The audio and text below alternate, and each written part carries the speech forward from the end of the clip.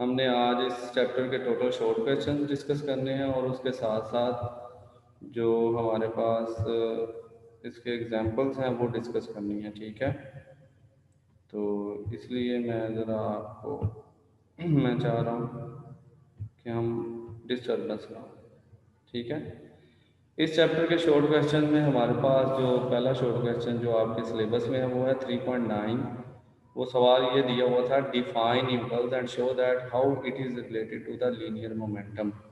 ये आपके चैप्टर में भी इसको हमने एक्सप्लेन किया हुआ है कि जब किसी भी बॉडी के ऊपर शॉर्ट टाइम के लिए एक लार्ज फोर्स एक्ट करती है तो फोर्स और उस टाइम का जो प्रोडक्ट होता है वो आपके पास मोमेंट इम्पल्स कहलाता है। ठीक है, और इसका यहाँ पर ये डेफिनेशन लिखी हुई है और डेफिनेशन के साथ इसका फार्मूला भी लिखा हुआ है। ठीक है, उसके बाद यहाँ पर फोर्स जो दी हुई है इसको न्यूटन सेकंड लॉ से भी आप मालूम कर सकते हैं, वो होती है F=ma। यहाँ पर ये जो a है इसको जो हमारे पास फर्स्ट इक्वेशन ऑफ मोशन है वहाँ से हमने a की वैल्यू निकाली है। फर्स्ट इक्वेशन ऑफ मोशन जो होती है वो हमारे पास होती है Vf=vi+at। वहाँ से प्लस का vi इधर आके माइनस का हो गया और t मल्टीप्लाई और इधर आके डिवाइड हो गया। a की जगह पर हमने लिखा Vf-vi/t। इस m को अंदर मल्टीप्लाई करेंगे तो mvf-mvi। mvf क्या होता है, ये फाइनल मोमेंटम होता है, यानी pf से भी इसको ज़ाहिर कर सकते हैं। और mvi क्या होता है, ये इनिशियल मोमेंटम होता है। तो बेसिकली जो ऊपर वाली क्वांटिटी है ये चेंज इन मोमेंटम है, चेंज इन मोमेंटम, और ये मोमेंटम आपके पास लीनियर मोमेंटम है। ठीक है, और टी इधर डिवाइड हो रहा है, इसको दूसरी तरफ लेके जाएंगे मल्टीप्लाई होगा, तो बेसिकली इसका प्रोडक्ट को आप इम्पल्स कहते हैं। और इम्पल्स मोमेंटम से किस फार्मूले से रिलेट कर रही है, चेंज इन लीनियर मोमेंटम, और फार्मूला यहाँ पर लिखा हुआ है mvf-mvi। ये हमारा जो था ये पहला शॉर्ट क्वेश्चन था। अब हम दूसरे की तरफ मूव करते हैं।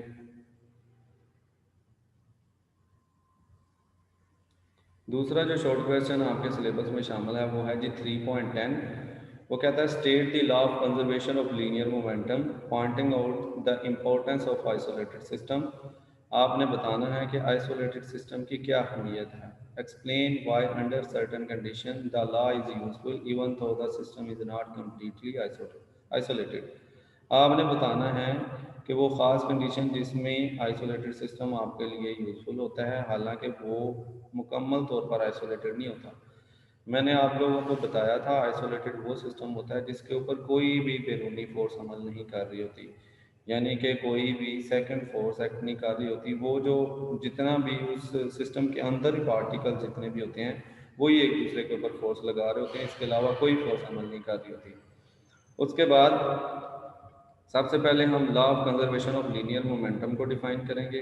वो मैंने आपको बताया था, उसकी दो डेफिनेशन थी, एक था total linear momentum of an isolated system remain constant, या फिर आप कहते थे change in linear momentum for an isolated system is always equal to zero. तो आप दोनों में से कोई एक स्टेटमेंट लिख सकते हैं उसी सिस्टम। उसके बाद यहाँ पर ये जो दूसरा सवाल था हमारे पास कि आपने वो कंडीशन बतानी है जब कोई सिस्टम आइसोलेटेड नहीं है लेकिन वो फिर भी हम उसको एज ए आइसोलेटेड सिस्टम इस्तेमाल कर सकते हैं, हमारे लिए फ़ायदेमंद होता है। जब हम किसी कंटेनर गैस के कंटेनर की बात करते हैं हमेशा याद रखें पार्टिकल बेशक जितना मर्जी छोटा हो, इवन जो मैस ऑफ इलेक्ट्रॉन है वो है 3.1 इंटू 10⁻31 kg, यानी कि इतना छोटा मैस है, उसके ऊपर भी ग्रेविटी इफेक्ट कर रही होती है। अब जब गैस के मॉलिक्यूल्स एक कंटेनर के अंदर बाउंड होंगे या कैद होंगे तो उनके ऊपर भी ग्रेविटी इफेक्ट कर रही होती है, लेकिन हम उसको इतना कम तसव्वुर करते हैं कि हम उसको निगलेक्ट कर देते हैं। तो हम वो जो गैस का कंटेनर है उसको as an isolated system discuss करते हैं। तो ये आप इस एग्जांपल को लिख सकते हैं, आपके ये सामने स्लाइड में शो भी हो रही है। उसके बाद हमारा जो तीसरा सवाल जो कि हमारे सिलेबस में शामिल है वो है 3.11। Explain the difference between elastic and in elastic collision. सबसे पहली बात आपने बताना है इलास्टिक और इन इलास्टिक कोलिजन में फ़र्क क्या है। आपको मैंने जब टॉपिक पढ़ाया था मैंने आपको क्लियरली बताया था कि जो इलास्टिक कोलिजन होती है उसमें लीनियर मोमेंटम और काइनेटिक एनर्जी दोनों जो हैं वो सिस्टम के लिए कांस्टेंट रहती हैं। लेकिन जो इन इलास्टिक सिस्टम होता है या इन इलास्टिक कोलिजन जो होती है उसके अंदर जो हमारे पास लीनियर मोमेंटम होता है वो तो कांस्टेंट रहता है, लेकिन उनकी काइनेटिक एनर्जी कांस्टेंट नहीं रहती। यानी आप दो बॉल्स ले रहे हैं, जब वो आपस में टकराते हैं तो इलास्टिक कोलिजन होगी तो उनका लीनियर मोमेंटम और काइनेटिक एनर्जी जो होगी वो कांस्टेंट रहेगी। लेकिन अगर वो इन इलास्टिक कोलिजन होगी तो आपका लीनियर मोमेंटम तो कांस्टेंट रहेगा लेकिन काइनेटिक एनर्जी कांस्टेंट नहीं रहेगी। ये यहाँ पर डेफिनेशन लिखी हुई है, आप इसको देख सकते हैं। उसके बाद वो कहता है explain how would bouncing ball. Bouncing ball वो होता है जिसको आप फेंके ज़मीन से टकरा के वापस आए। Ball behave in each case give plausible, plausible कहते हैं पॉसिबल को, reason for the effect that kinetic energy is not conserved in most cases. कहते हैं कि आप वो पॉसिबल रीज़न बताएं जिनकी वजह से काइनेटिक एनर्जी हमेशा कंजर्व्ड यानी कांस्टेंट नहीं रहती। तो यहाँ पर लिखा हुआ है और उसके साथ आपने उसका बिहेवियर भी बताना दोनों केसेस के लिए। तो behaviour of bouncing ball in case of elastic collision no kinetic energy is loss so the ball will rebound to the same height, यानी कि आप फिर से ज़मीन के साथ ज़मीन की तरफ फेंकेंगे, वो जितनी हाइट से ऊपर से नीचे की तरफ होगा उतनी हाइट दोबारा गेन करेगा। लेकिन अगर काइनेटिक एनर्जी का लॉस हो गया तो डेफिनेटली वो उतनी हाइट दोबारा हासिल नहीं कर सकेगा। अब हम वो पॉसिबल जो रीजंस हैं उनका यहाँ पर जिक्र करेंगे। पॉसिबल रीजन बेशुमार रीजंस होती हैं, इसके अंदर सबसे ज़्यादा ग्रेविटी भी इफेक्ट करती है, लेकिन उसके अलावा ग्रेविटी की फोर्स के अलावा जो इफेक्ट कर रही हैं हम उनको डिस्कस करते हैं। सबसे पहले है force of friction between ball and floor, जो आप ज़मीन के साथ बॉल जब टकराएगा उनके दरमियान जो फ्रिक्शन होगी वो भी उसकी काइनेटिक एनर्जी में कमी का सबब बन सकती है। दूसरा है एयर रेजिस्टेंस, यानी कि बॉल को ऊपर आने के लिए जिस एयर रेजिस्टेंस का सामना करना पड़ रहा है। उसके बाद बॉल जब ज़मीन से टकराएगा तो साउंड प्रोड्यूस होगी। साउंड भी एनर्जी के एक टाइप है, डेफिनेटली काइनेटिक एनर्जी ही साउंड एनर्जी में चेंज होगी, तो वो जो एनर्जी जो साउंड में चेंज होगी है वो भी उसकी काइनेटिक एनर्जी में कमी का सबब बनेंगी। ठीक है, उसके बाद है जी नेक्स्ट जो हमारा क्वेश्चन है वो है जी explain what is meant by projectile motion, derive expression for time of flight, range of projectile, show that the range of projectile is maximum when projectile is thrown at an angle of 45 degree with the horizontal। ये topic क्योंकि मैंने recently पढ़ाया है इस वजह से मैं यहाँ पर इसको दोबारा से एक्सप्लेन नहीं कर रहा। आपको पता है जो प्रोजेक्टाइल मोशन है ये 2 डायमेंशनल मोशन है under a constant acceleration due to gravity. ठीक है, और उसके बाद टाइम ऑफ फ्लाइट के लिए मैंने आपको बताया था जो उसका वर्टिकल डिस्टेंस है वाई वो 0 के बराबर होगा, और रेंज ऑफ प्रोजेक्टाइल जो है वो आपने निकालने के लिए जो रेंज ऑफ प्रोजेक्टाइल है उसमें आपने देखा होगा कि जो हमारा पार्टिकल है वो एक्स से ही शुरू होता है, एक्स पे ख़त्म हो जाता है, तो हम उसका जो एक्स डिस्टेंस होता है वो 0 ले। टाइम ऑफ फ्लाइट में आप वर्टिकल डिस्टेंस 0 लेते हैं और रेंज ऑफ प्रोजेक्टाइल में आप हॉरिजॉन्टल डिस्टेंस को 0 लेते हैं, और आप equation of motion second equation of motion से इनके फार्मूले निकाल लेते हैं। आपके पास स्लाइड मौजूद हैं जो कि मैं पहले लेक्चर में पढ़ा चुका हूँ। उसके बाद मैक्सिमम रेंज के लिए जब आप रेंज का फार्मूला निकालते हैं तो उसमें साइन का एक फैक्टर आता है। ट्रिग्नोमेट्रिक फंक्शन अगर किसी फार्मूले में हो और आप चाहते हैं वो फार्मूला मैक्सिमम हो तो आप ट्रिग्नोमेट्रिक फंक्शन को मैक्सिमम कर दें। ट्रिग्नोमेट्रिक फंक्शन मैक्सिमम कब होता है? जब उसकी वैल्यू 1 होती है। तो 1 रख के जब आप एंगल निकालेंगे तो वो आपके पास 45 डिग्री आ जाएगा। ठीक है, इससे अगला सवाल है हमारे पास at what point or points in its path does a projectile have its minimum speed and maximum speed. आपने वो पॉइंट या पॉइंट्स बताने हैं जहाँ पर प्रोजेक्टाइल जो है वो मिनिमम स्पीड हासिल करता है और मैक्सिमम स्पीड हासिल करता है। मिनिमम स्पीड आप देखें, एक बॉल को आपने ऊपर की तरफ फेंका है, वो एक स्पीड के साथ ऊपर की तरफ मूव करता रहेगा यहाँ तक कि एक ख़ास पॉइंट पे जाके वो रुकेगा। जब वो रुकेगा तो उस वक्त हम अगर तो उसको वर्टिकली अपवर्ड फेंकते हैं तो हम कहते हैं उस वक्त उसकी स्पीड 0 होती है। लेकिन जब हम उसको किसी खास एंगल पे प्रोजेक्ट करते हैं जैसा कि प्रोजेक्टाइल मोशन में होता है तो तब उसकी वेलोसिटी के 2 कंपोनेंट्स में से एक कंपोनेंट जो कि वर्टिकल कंपोनेंट होता है वो 0 हो जाता है और हॉरिजॉन्टल कंपोनेंट उस वक्त उसमें मौजूद होता है। इसका मतलब है मैक्सिमम हाइट के ऊपर प्रोजेक्टाइल की जो स्पीड होगी वो मिनिमम होगी, और जहाँ से हमने प्रोजेक्टाइल को प्रोजेक्ट करवाया उस पॉइंट और जहाँ जाके वो ज़मीन से टकराता है या स्ट्राइक करता है उस पॉइंट के ऊपर प्रोजेक्टाइल की जो स्पीड होगी वो मैक्सिमम होगी। ठीक है, दोबारा से सुन लें कि इस पॉइंट के ऊपर और इस पॉइंट के ऊपर प्रोजेक्टाइल की स्पीड मैक्सिमम होगी और मैक्सिमम हाइट के ऊपर प्रोजेक्टाइल स्पीड मिनिमम होगी। ठीक है, अब हम आगे मूव करते हैं, इसके साथ हमारे जो सवालात हैं वो ख़त्म होते हैं। अब हम एग्जांपल्स की तरफ मूव कर रहे हैं। ठीक है, एग्जांपल्स की तरफ सबसे पहले आपके पास जो एग्जांपल है वो एग्जांपल नंबर 3.2 है। ठीक है। 3.2 में वो कहता है कि a 1500 kilogram car has its velocity reduce from 20 metre per second to 15 metre per second in 3 second. इसका मतलब है कि उसने हमें यहाँ पर ये मैस दे दिया हुआ है, यहाँ पर ये इसकी इनिशियल वेलोसिटी है और ये इसकी फाइनल वेलोसिटी है। 3 सेकेंड ये उसका टाइम है, ठीक है। How large was the average retarding force. Retarding force किसको कहती हैं? एक होती है आपके पास फोर्स, उसको आप पॉजिटिव लेते हैं, जब रिटार्डिंग फोर्स लेते हैं तो उसका आप नेगेटिव लेते हैं। देखिएगा एट द एंड इसका आंसर हमारे पास नेगेटिव आ रहा होगा, ठीक है।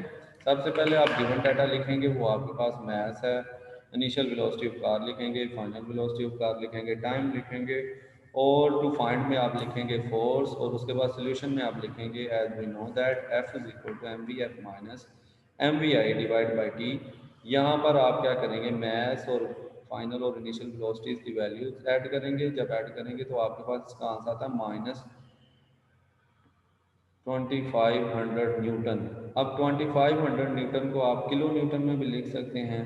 आप जब किसी भी नंबर के अंदर इशारिया मौजूद नहीं होता तो उस वक्त उस नंबर के एंड पे होता है, वहाँ से उठाकर 2 से आगे लेके आएंगे तो 3 नंबर मूव करेंगे तो 10 की पावर 3 यानी 10 की पावर 3 रेज होगी, तो उसको आप किलो की सूरत में लिख सकते हैं। यहाँ से बता रहा हूँ कि यहाँ इस वक्त आपके पास पॉइंट है, अगर इसको उठाकर यहाँ लेके आएंगे तो 1 2 3 3 नंबर मूव करेंगे तो 10 की पावर 3 राइज होगी।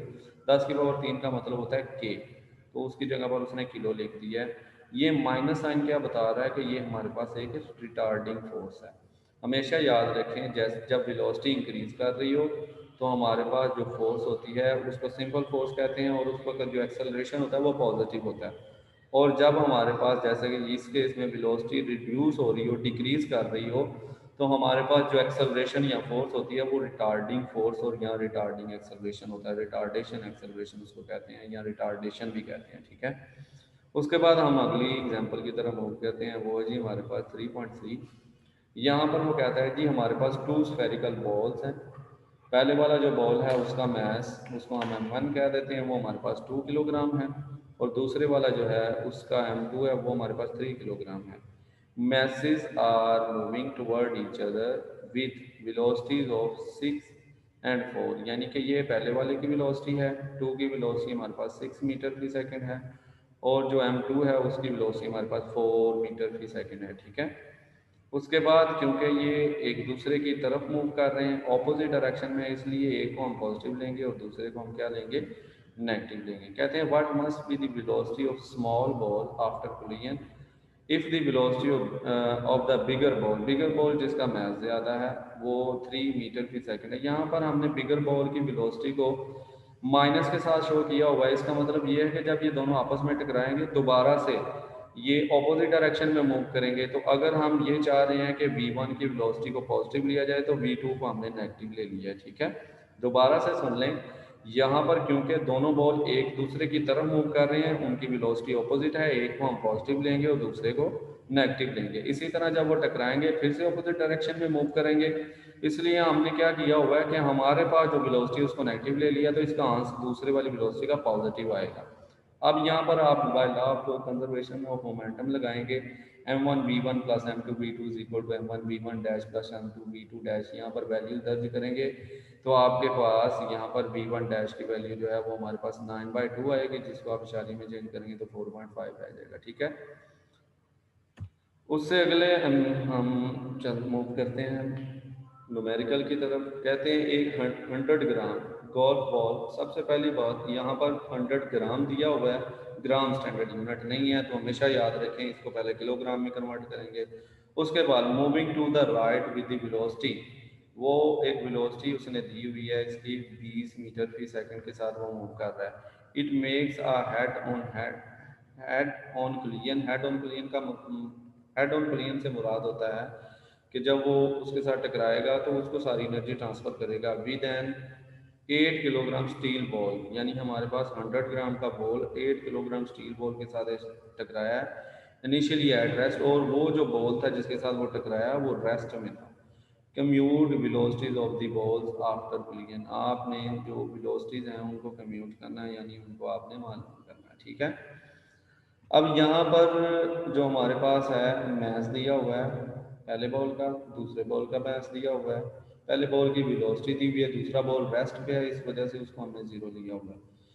तो final velocity of golf ball हमने मालूम करनी है और final velocity of steel ball हमने मालूम करनी है, ठीक है। ये फार्मूले थे, मैंने ये टॉपिक करवाया था, मैंने आपको बताया भी था कि अगर खुदा न खास्ता आखिरी चॉइस हो आपके पास कि आपने यही सवाल करना है तो फिर ये सवाल करना है, अदरवाइज आप कोशिश करें इस ऑप्शन में रखें। उसकी बुनियादी वजह क्या है कि इन फार्मूलों को आप ज़ुबानी याद रखेंगे तो मुमकिन सूरत होती है कि ये भूल जाएं। अगर ये भूल जाते हैं तो आपका आंसर गलत आएगा, आपका सवाल गलत हो जाएगा। लेकिन अगर आपकी याददाश्त बहुत अच्छी है, यानी कि आप अच्छा रट्टा लगा लेते हैं, तो डेफिनेटली आप इनको याद कर सकते हैं। V1 डैश का फार्मूला यहाँ पर लिखा हुआ है, इसमें आप ये तमाम कीमतें दर्ज करेंगे तो आपके पास V1 डैश की वैल्यू आ जाएगी। V2 डैश का फार्मूला यहाँ पर लिखा हुआ है और आप M1 M2 V1 V2 की वैल्यू दर्ज करेंगे तो आपके पास V2 डैश की वैल्यू आ जाएगी, ठीक है। उसके बाद हम आगे मूव करते हैं।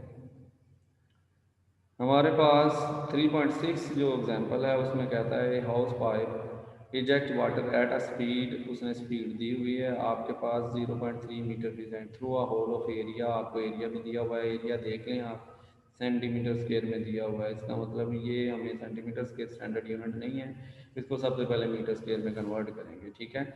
If the water strike a ball normally calculate the force on the ball, आपने वो फोर्स मालूम करनी है। Assuming the velocity of the water normal to the ball is zero after striking, यानी जब वो टकराती है तो उसके बाद वेलोसिटी उसकी क्या हो जाती है, ज़ीरो। उसका हमने एक फार्मूला निकाला था, calculate the force on the ball, ये हमारे पास फार्मूला था। लेकिन इस फार्मूले को कंप्लीट करने के लिए हमें मैथ्स की ज़रूरत है, टाइम की ज़रूरत है और वी की ज़रूरत है, ठीक है। तो इसको निकालने के लिए हम पहले कुछ कैलकुलेशन करेंगे। यहाँ पर ये रो जो होती है ये डेंसिटी होती है, डेंसिटी का फार्मूला होता है मैस पर यूनिट वॉल्यूम। यहाँ पर हमारे पास मैस के नीचे वॉल्यूम जो था इधर आके मल्टीप्लाई हुआ, यहाँ से हमने मैस निकाला। वॉल्यूम किसके बराबर होता है, वॉल्यूम हमेशा हमारे पास एरिया इंटू लेंथ के बराबर होता है। यहाँ पर आपके पास एरिया दिया हुआ है और लेंथ नहीं दी, दोनों को आप टी से डिवाइड करेंगे तो डी बाई टी जो है वो आपके पास वेलोसिटी आता है। डी कहते हैं डिस्प्लेसमेंट को, उसको टाइम पे डिवाइड करेंगे तो वेलोसिटी में चेंज हो जाएगी। अब ये जो फैक्टर दिए हुए हैं रो, उसके बाद आपके पास ए वी, ये यहाँ पर 100 किलोग्राम पर मीटर क्यूब, ये आपको जब मैंने टॉपिक करवाया था मैंने वहाँ बताया था, ये आपको ज़बानी याद होना चाहिए, ठीक है। तो वो यहाँ पर उसने इस्तेमाल किया हुआ है, उससे इस यहाँ से वो एम बाई टी कैलकुलेट करता है और हमारे पास वो आता है 1.5 किलोग्राम फी सेकेंड, और ये वाली वैल्यू उठाकर आप यहाँ दर्ज करेंगे तो आपके पास फोर्स जो है वो 0.45 न्यूटन आ जाएगी, ठीक है। उसके बाद हमारे पास ये हमारा जो है ये लास्ट टॉपिक है, लास्ट है क्योंकि हमारे पास 10 मिनट्स रह गए हैं, हमने इसकी क्यूरीज भी आपकी लेनी है, अटेंडेंस भी लगानी है, तो मैं इसको थोड़ा सा जल्दी मुकम्मल करने की कोशिश करता हूँ। कहते हैं ball is thrown with the speed of 30 metre per second in a direction, direction आपको दी दी है, इनिशियल वेलोसिटी दी हुई है और एंगल दे दिया हुआ है। Above the horizontal determine the height to which it rise, यानी आपने वो हाइट मालूम करनी है, आपको हाइट का फार्मूला याद रखना चाहिए। The time of flight and horizontal range, horizontal range और है और मैक्सिमम रेंज और है, ये ध्यान में रखिएगा। हॉरिजॉन्टल रेंज के अंदर आपके पास ये ट्रिग्नोमेट्रिक फंक्शन होगा, लेकिन मैक्सिमम रेंज के अंदर आपके पास ट्रिग्नोमेट्रिक फंक्शन नहीं आएगा क्योंकि उसमें हमने ट्रिग्नोमेट्रिक फंक्शन को बंद कर दिया था। अब आपको तीन फार्मूले जो कि आपको याद होने चाहिए, सबसे पहले टाइम ऑफ फ्लाइट का, टाइम ऑफ फ्लाइट का फार्मूला यूज़ करेंगे, आपके पास टाइम ऑफ फ्लाइट आ जाएगा सेकंड में। उसके बाद आप हाइट का फार्मूला यूज़ करेंगे, आपके पास हाइट आ जाएगी मीटर में, और फिर उसके बाद रेंज, हॉरिजॉन्टल रेंज का फार्मूला आप इस्तेमाल करेंगे तो आपके पास रेंज आ जाएगी, वो है 80 मीटर। अब मैं आप लोगों को अनम्यूट कर रहा हूँ, तो अगर आपका कोई सवाल है तो आप मुझे